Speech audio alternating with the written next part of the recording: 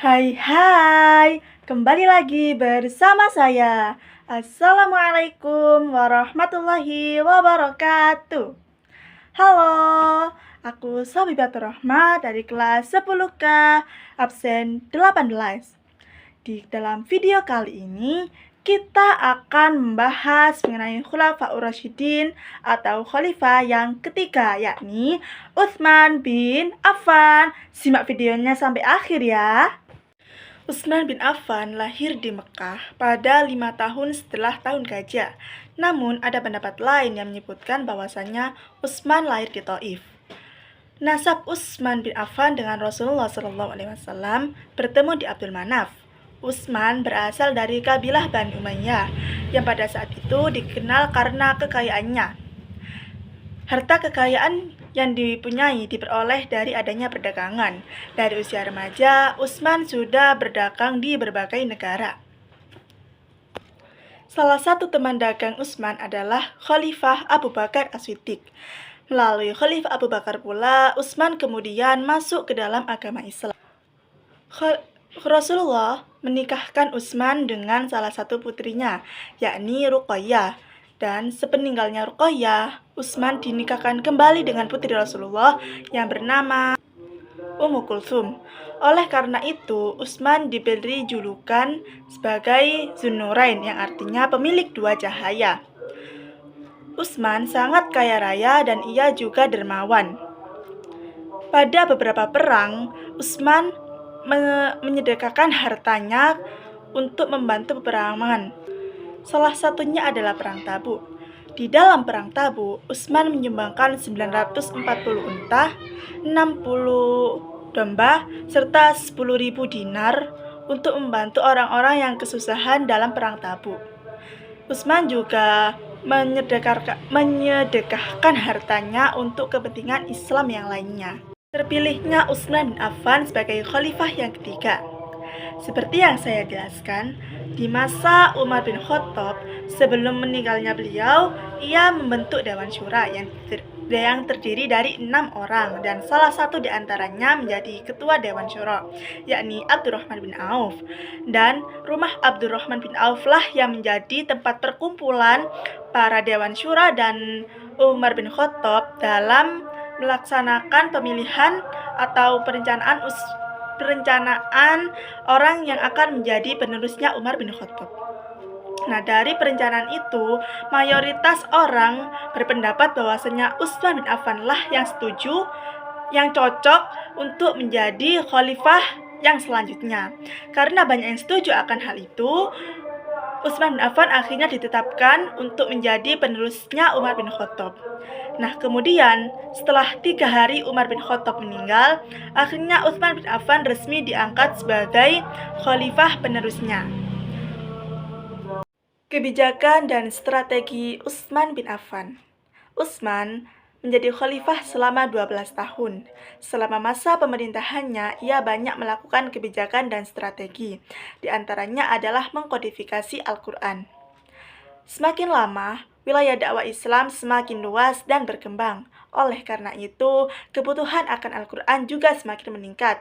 Namun, ayat-ayat Al-Quran yang berbentuk lembaran yang telah dikumpulkan pada masa Khalifah Abu Bakar masihlah belum sempurna. Oleh karena itu, salah seorang sahabat memperhatikannya dan mengusulkan kepada Utsman agar lebih memperhatikan akan hal ini. Setelah itu, Utsman membentuk tim yang terdiri dari 4 orang, yakni yang pertama Zaid bin Thabit sebagai ketua, Abdullah bin Zubair, Sa'ad bin As, dan Abdurrahman bin Harith.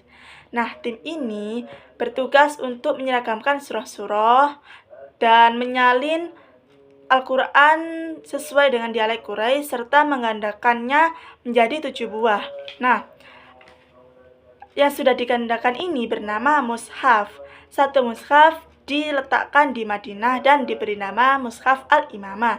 Sedangkan 6 buah lainnya diberi nama Mushaf Utsmani karena mushaf ini terbentuk pada masa Khalifah Utsman. Kemudian 6 mushaf ini disebarkan ke beberapa wilayah seperti Mekah, Mesir, Yaman, Kufah, dan lain sebagainya. Strategi yang kedua yakni merenovasi Masjid Nabawi dengan cara memperindah bentuk dan coraknya. Kemudian strategi yang ketiga membentuk angkatan laut. Tujuannya membentuk angkatan laut ini untuk melindungi wilayah seperti Afrika hingga Konstantinopel yang banyak diliputi oleh wilayah lautan. Nah, hal ini terjadi atas usulan Muawiyah yang saat itu menjabat sebagai gubernur Suriah. Strategi yang selanjutnya yakni penyebaran dakwah Islam. Pada masa Utsman bin Affan, kaum muslimin menyebarkan dakwahnya ke beberapa wilayah lain melalui jalur darat maupun jalur laut. Namun ancaman terbesar datang dari kaum Bizantium. Mereka menyerang dari perbatasan pantai muslim di Suriah dan di Mesir. Pada tahun 646 Masehi, Amr bin As mengusir pasukan Bizantium yang ingin menguasai wilayah Iskandaria. Pada tahun 656 Masehi, pasukan Bizantium menyerang Mesir. Namun Abdullah bin Sara berhasil mengalahkannya. Akhir hayat Utsman bin Affan. Banyak daerah-daerah yang tidak mau menerima pemimpin yang dipilih oleh Utsman bin Affan karena dianggap hanya menguntungkan pihak keluarganya saja. Oleh karena itu, di akhir tahun 35 Hijriah, para pemberontak dari Irak, Mesir, Kufah, dan Basra datang kepada Utsman dan menuntut agar Utsman mundur dari jabatannya dan pejabat-pejabat yang tidak kompeten diturunkan dari posisinya. Namun, Utsman tidak memenuhi tuntutan itu. Dan akhirnya terjadi fitnah besar di kalangan kaum muslimin yang sengaja disebarkan oleh kaum munafik yang dipimpin oleh Abdullah bin Sabah. Penduduk Madinah yang terdiri dari kaum Muhajirin dan kaum Ansor menawarkan bantuan kepada Utsman untuk melindungi dari pemberontak. Namun Utsman tidak mau karena beliau tidak mau ada pertumpahan darah di dalam agama Islam. Para pemberontak berhasil mengepung rumah Utsman selama 40 hari. Nah, pada saat itu di rumah Utsman hanya ada ia dan keluarganya. Para sahabat-sahabatnya telah pulang ke rumah masing-masing. Saat itu Utsman sedang membaca Al-Quran dan para pemberontak berhasil masuk ke rumah Utsman. Hal ini terjadi pada tanggal 18 Dzulhijjah tahun 35 Hijriah. Nah, Utsman bin Affan meninggal di usia 82 tahun. Oke, see you next video ya.